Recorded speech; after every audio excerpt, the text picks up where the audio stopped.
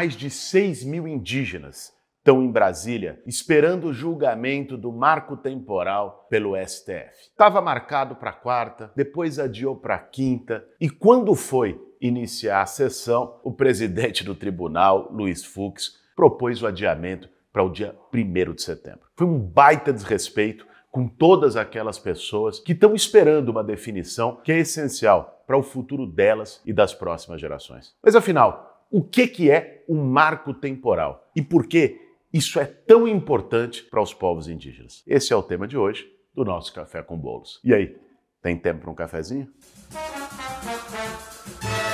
Para fazer um bom café, meu bem. São reconhecidos aos índios sua organização social, costumes, línguas, crenças e tradições. E os direitos originários sobre as terras que tradicionalmente ocupam, competindo à União demarcá-las, proteger e fazer respeitar todos os seus bens. É isso que está escrito, palavra por palavra, no artigo 231 da Constituição. Você vai ver que aqui não tem ano, mês, nenhuma data para definir a ocupação indígena dessas terras. Mas em 2009, um conflito na terra indígena Raposa Serra do Sol, em Roraima, que ficou muito famoso entre indígenas e arrozeiros, inaugurou o debate do tal marco temporal. O Supremo Tribunal Federal decidiu a favor dos indígenas, mas o argumento usado na decisão é que os povos já estavam lá antes da Constituição de 1988. Apesar da vitória judicial, esse argumento de que eles já estavam lá em 88 estabeleceu uma lógica que é perigosa. E se não tivessem? E se fossem povos que foram despejados violentamente antes de 88 de terras que ocupavam secularmente? Eles não teriam mais nenhum direito sobre essas terras? Quem quer atacar o direito tradicional dos indígenas sobre as terras usa a famosa tese de Copacabana.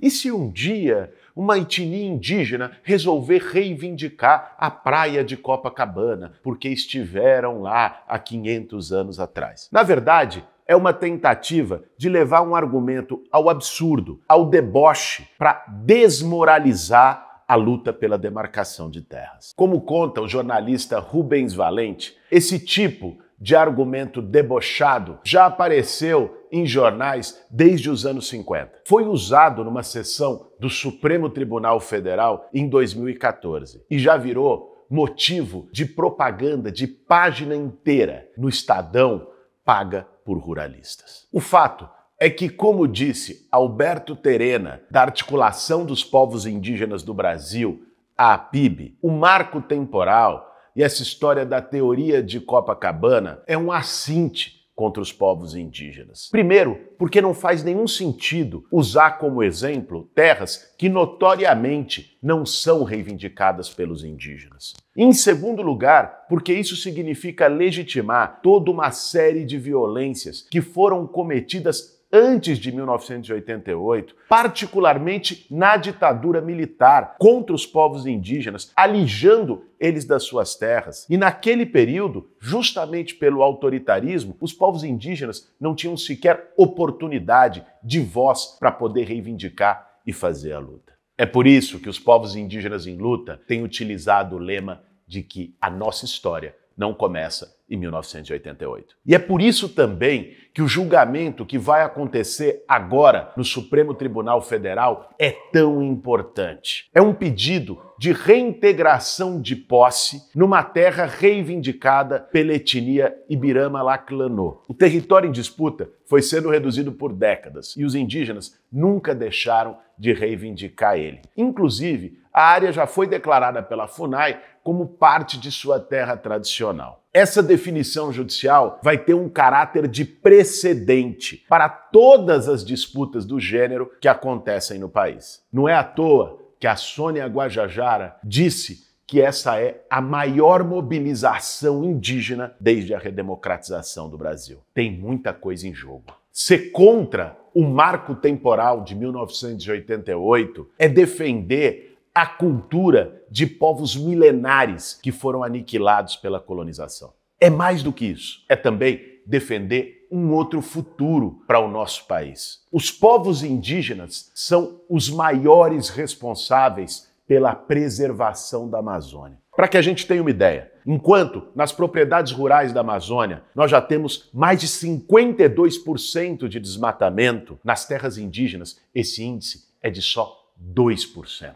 E 98% das áreas atualmente demarcadas estão na Amazônia Legal. As imagens de contraste são impressionantes.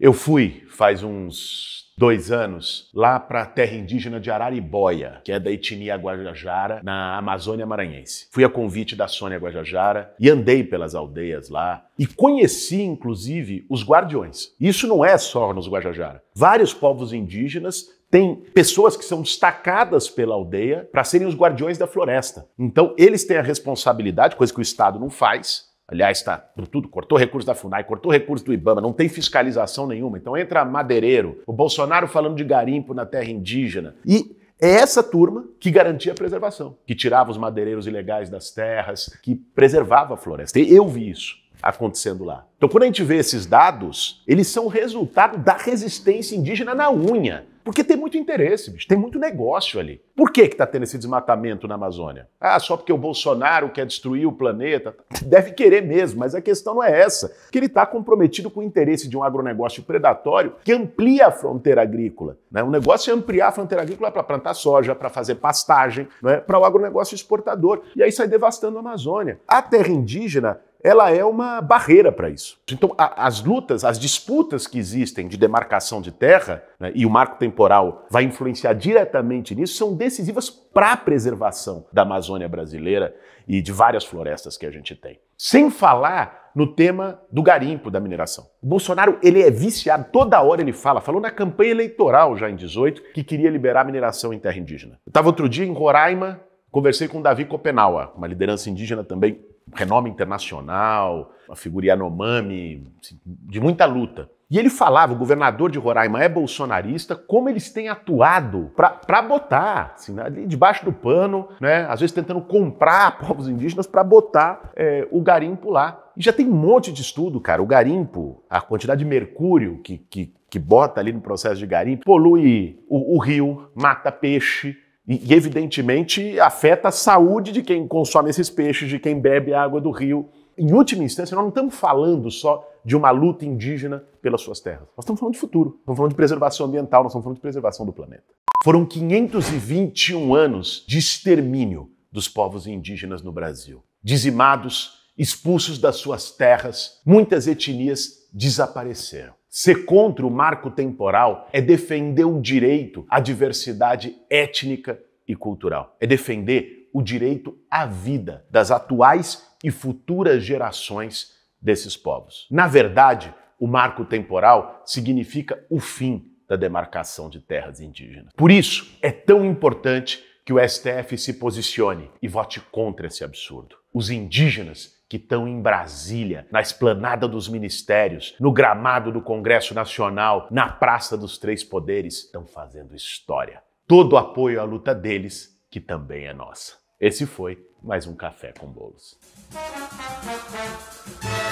Para fazer um bom café, meu bem.